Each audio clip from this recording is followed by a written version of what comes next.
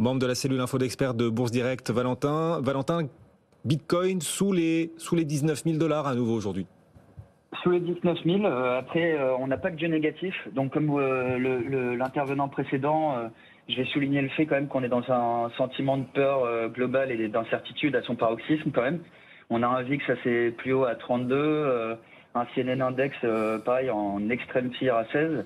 Donc, tout baisse quoi. On est à l'obligataire, les actions, matières premières et Powell on y est pour quelque chose la semaine dernière.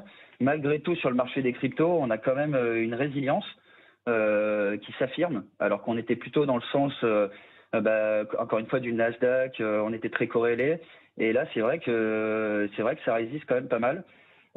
Donc, on tient malgré tout les supports sur les majeurs, à savoir Bitcoin, Ethereum.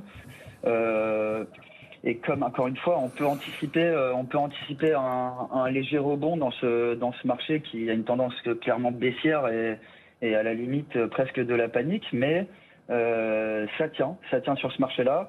Et si on pense que la correction sur les indices arrive à son terme et que éventuellement on peut entrevoir une détente du risque, on pourrait jouer sur du court terme un rebond sur le marché des cryptos qui tient bien mieux que par exemple le marché action.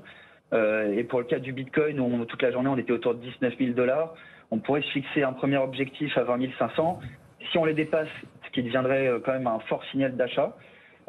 Et par contre, invalidation si on repasse sous les 18 500, même niveau qu'habituellement. Et Ethereum, on est autour des 1300 $. Donc pareil, un objectif autour des 1490 me paraît pas impossible sur le court terme. Mais invalidation si on passe en dessous des 1240. Donc voilà, c'est un marché à prendre un petit peu avec des pincettes. Ne jamais être trop large sur le niveau des stops, bien évidemment.